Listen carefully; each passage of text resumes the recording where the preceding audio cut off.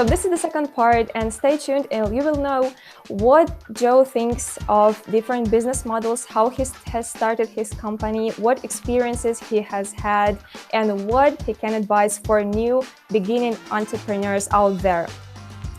So Joe, I know that you were engaged into WordPress development and all that world long before you started your own company, WPBuffs. Could you please tell a little bit more what you were doing before you started the company and how actually you decided to roll into WordPress maintenance?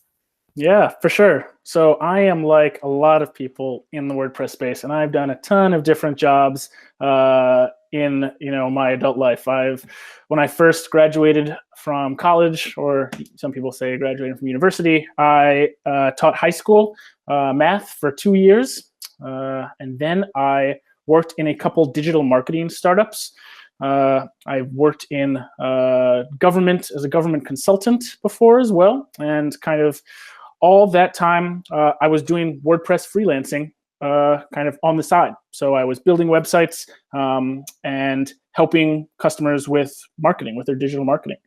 And the way I started WPBuffs is that because I was freelancing and building websites, I liked that I could get paid while I was building a website and for projects. But as soon as that project was over, I found, oh man, I have to now find a new client to work with. And I'm not really making money while I'm selling this project.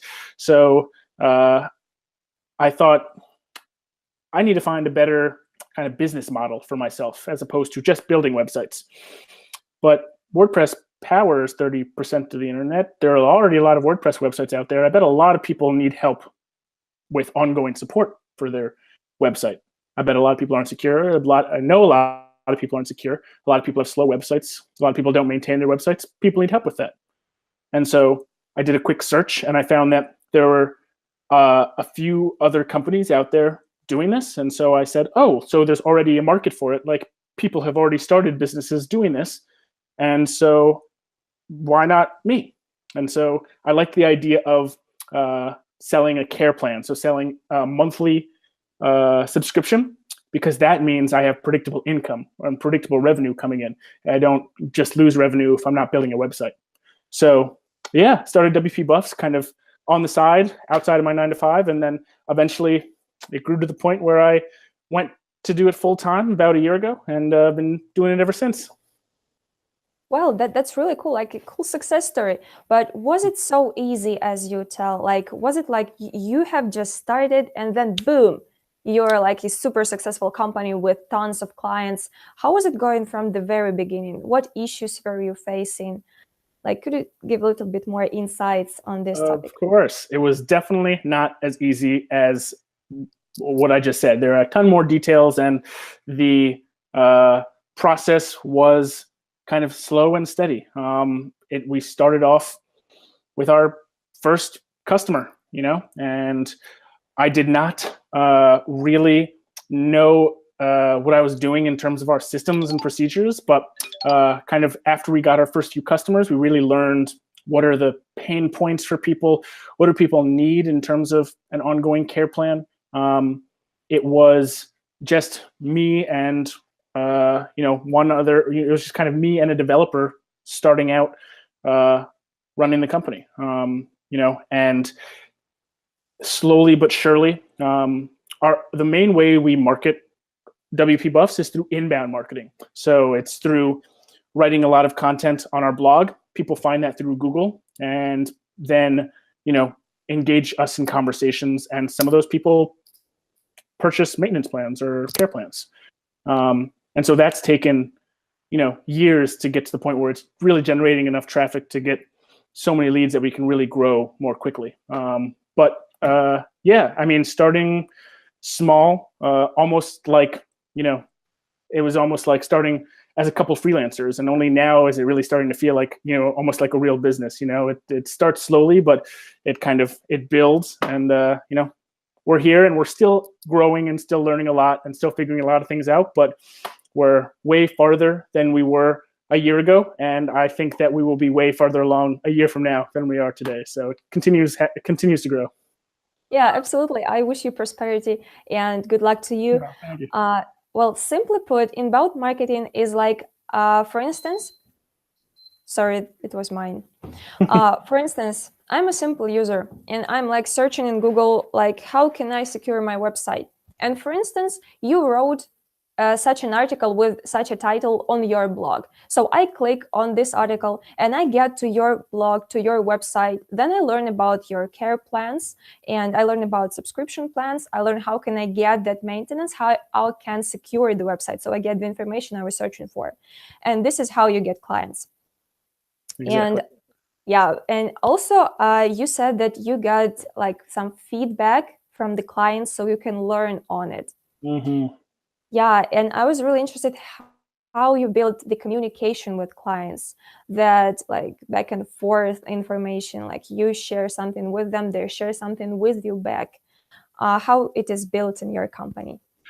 That is a good question. And we're always trying to do a better job trying to get information from our customers because that's how we grow. The way that we provide value to customers is not assuming we know what customers want or need. It's asking them and engaging with them and being where they are. So like one simple way we ask what customers want is as soon as someone signs up for our email list or they download a PDF on our website, they get sent to a thank you page. And on that thank you page, a little kind of scroll box pops up in the bottom corner, and it asks, like, "Hey, what's your like biggest challenge with WordPress? We like to write a lot of content, so it would be really helpful if you could just tell us what your biggest challenge is." And a lot of people fill that out, so we get a lot of feedback that way. We also me and my team are a part of a lot of Facebook groups, which is one way to be where our customers are. Facebook has 2 billion members on it. A lot of people in the WordPress space are on Facebook, and a lot of people everywhere are on Facebook, right? So it's a good place to be in these Facebook groups where people are talking about the tools we're using and the aspects of WordPress that challenge them, and we can kind of glean a little bit of knowledge there as well. And the last part really is we have live chat on the website. So a lot of people, I meant to put live chat on sleep when I started this, but I've had a few little notifications saying, hey, we've got live chat on the website come up. And so that's a way, not only we can answer questions about our plans and help with sales, but it's just a way to see, like, what are people having challenges with? Where are people struggling, and where's our content not providing enough value for people? Where can we add to our content to provide even more value? So those are 3 ways you can do it. There are probably 1,000 ways, but those have been pretty effective for us. Yeah, I have noticed that your emails, for instance, they're really cool, really, really friendly. Like you're talking to your mates, and you made it really, really easy for people to communicate with you, to share the information, to get closer to you as for the developers who provide these services for them. Yes. And I guess that it's a really, really great and effective model. And also, as you're so successful in such communicating with clients, growing really fast, could you please share a little bit of bits of advice for beginning entrepreneurs out there who really want to start their online business, but maybe they're hesitating, maybe they don't get enough motivation, they're too scared, or they're concerned about the all the threats on the internet. What are your bits of advice? I think that probably my biggest piece of advice, and probably what I would tell myself when I was starting out, if I could, send a note back in time to myself, is regardless of if you want to start up a company or you want to run a startup and you want to start a business, things are going to go wrong. No one ever in the history of the world started a company that went, viral and grew, and they didn't make any mistakes, and everything was great, and they made a lot of money, and they were famous. But it doesn't happen. This sounds like a fairy tale. It is a fairy tale, and it's something that I think the media wants to tell this story, of that's kind of how entrepreneurship is and should be, but it's never like that. And so the thought that you will make mistakes shouldn't dissuade you from starting a company. I've made hundreds of mistakes running this company, starting the company, and we've still figured things out. That's what's going to differentiate the people who build successful companies or even semi-successful companies, and the people who don't. It's the people who make mistakes and then learn from those mistakes and make changes that help push them forward, because everyone's going to make a mistake. I just read this book called Shoe Dog, which is about Nike and Phil Knight, who is the founder of Nike. And oh my God, he made so many mistakes, like huge mistakes that should have probably ended his company. And it's pretty crazy that Nike even exists today. But he didn't give up. He didn't stop.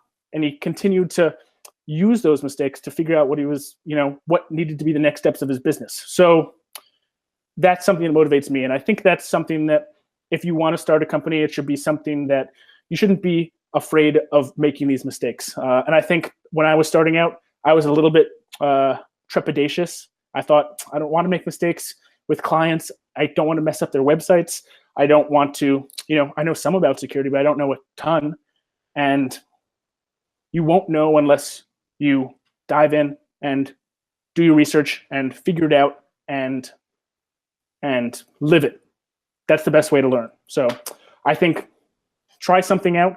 Try it in your spare time, and if you are fortunate enough like me where you kept persisting and kept going, it may turn it into a full-time job. So yeah, that's the one thing I would probably say if I had one thing. Yeah, most definitely. And you're really inspiring, and I'm thinking about starting my own business now. Thanks. Like, why not? Yeah. What should I do? Maybe selling cupcakes. Cupcakes. I'd buy them. Cool. I have my first customer. Great marketing strategy. Want to get your first customer? Just interview him. Just interview him. Cool. And you mentioned a book about the founder of Nike. Yeah. This is really great to read about some successes of other entrepreneurs, or follow their YouTube channels, which is really popular nowadays. Yeah. Many business owners run their channel and they tell how they were starting, how they were getting here, how they were getting there, how they were dealing with this or that. And also there are many podcasts. And do you have your own very favorite resources which you like to be following all the time?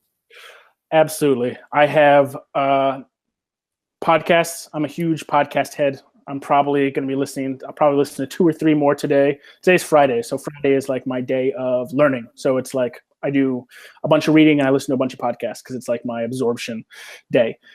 So I listen to my favorites are probably, one is Entree Leadership, which is great as someone who's kind of running a 10-person remote team right now.